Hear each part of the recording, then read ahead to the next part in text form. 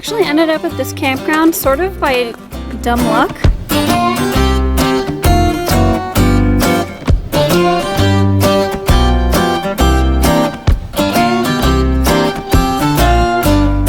If this is what the Midwest, this is Midwest, right? Yeah, this is Midwest. Has to offer, then I'm pretty excited.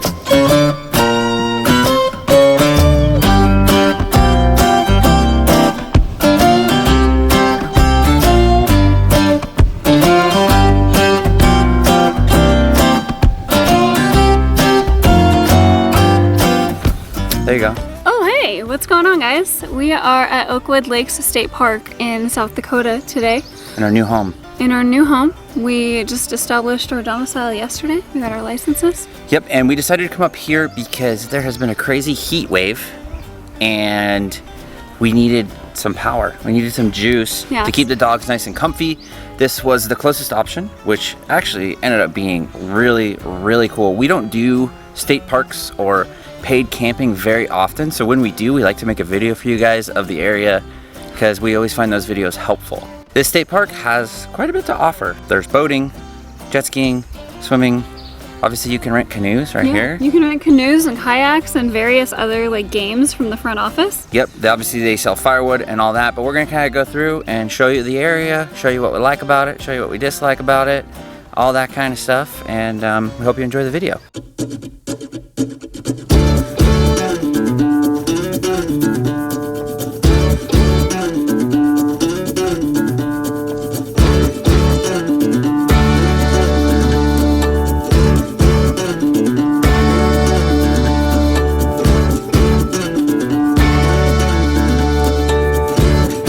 Just your standard 50, 30, 20 amp. This site is only electric, so there's no sewer, no water. Oh, look at that, snakeskin. Snakeskin.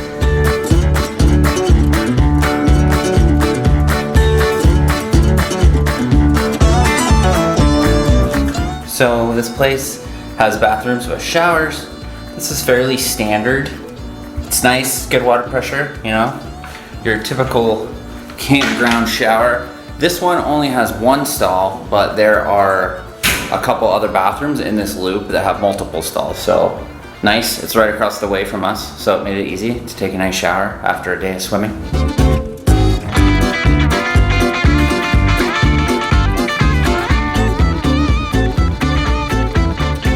So this state park mostly consists of 3 distinct lakes. The 2 main ones are quite a lot bigger and they have these launch ramps and docks.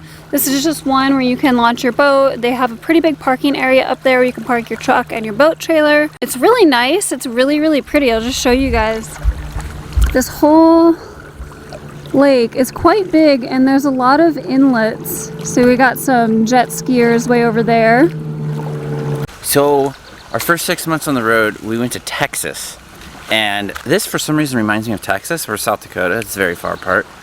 But it's really beautiful, and if this is what the Midwest, this is Midwest, right? This is Midwest. Has to offer, then I'm pretty excited because we're going straight across the country, and then eventually we're going up to Michigan and all that this summer. So this is what we are going to have to look forward to over the next few months. We were just looking for a place in the area that had hookups for the weekend because it's like 95 degrees today. Yeah. And we found this one. And it's great so far. Honestly, I had no idea that places like this existed in South Dakota. Yeah, obviously you have to make reservations because it's a state park, but we got lucky. Summertime. We got lucky and there was one spot open. I think because it's right by the entrance, nobody wanted it. But it's a great spot, it has a lot of shade, and we're grateful to find it, and it's pretty cool. I really like it here. And it has a concrete pad. Yeah, we're one of the few that have a not a concrete pad, like a concrete like hangout patio.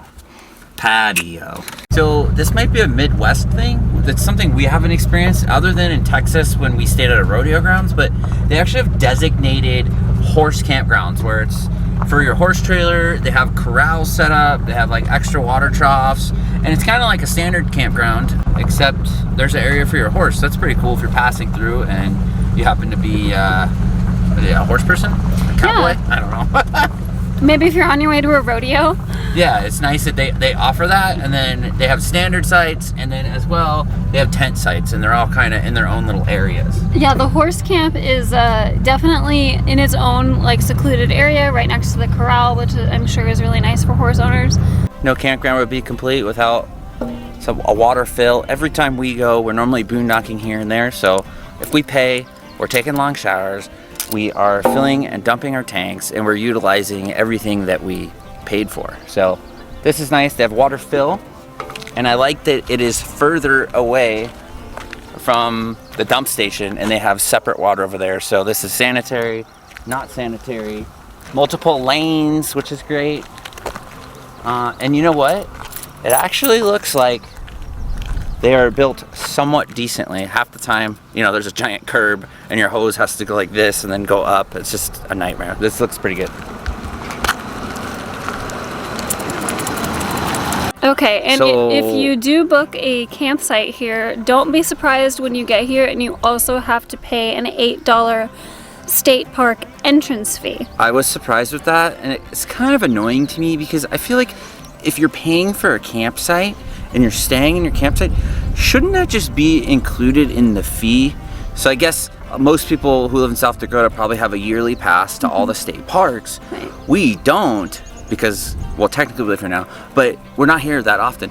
Wouldn't you think, I guess I thought, oh, I'm paying, you know, $30 a night to stay here or whatever it was. $26. $26, and then they threw an additional $8 per car. Per car, because we have two. So that kind of gets kind of pricey, but just something to think about if you're coming here. And that's $8 per day. We just ended up getting a day pass because we were only staying one night. They have a weekly pass, and then obviously they have the yearly pass. So, right. If we wanted to get a yearly pass for both cars, it would have been $54.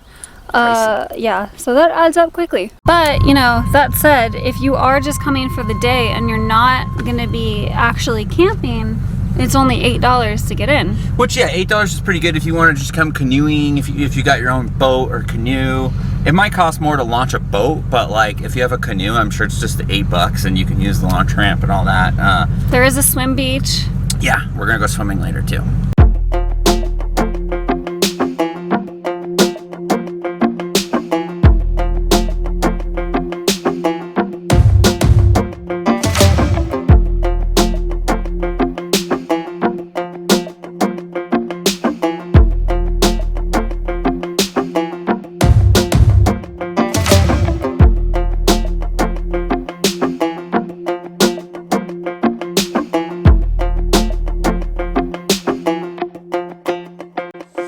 So there is quite a bit of history in this park too. This is Old Spot Mortimer's cabin. This is Old Spot Mortimer right here. Actually, he was a settler in 1889. Definitely not 1989. He came to the Dakota Territory, found a trapper's paradise. So he, you know, was trapping fox, muskrat, otters, and various other creatures. And this is where he built his original home. This is not an original building. It has been reconstructed, but this is the exact location where he lived. It's pretty cool. There's a little bit of history.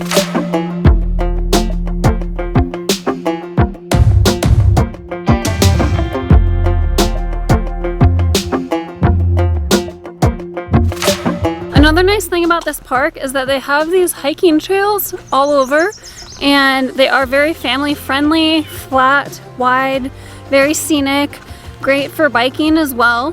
And in the wintertime, when this place is covered in snow, you can come cross-country skiing here.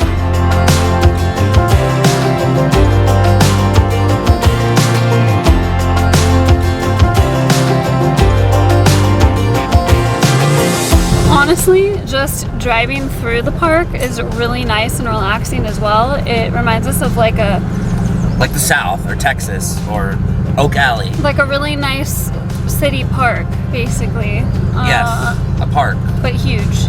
Yeah, so on the way in, you kind of drive through these roads. A lot of the roads are just on like these small peninsulas that kind of go through this lake system. And it's just so pretty. Like, look at this. Show them, show them.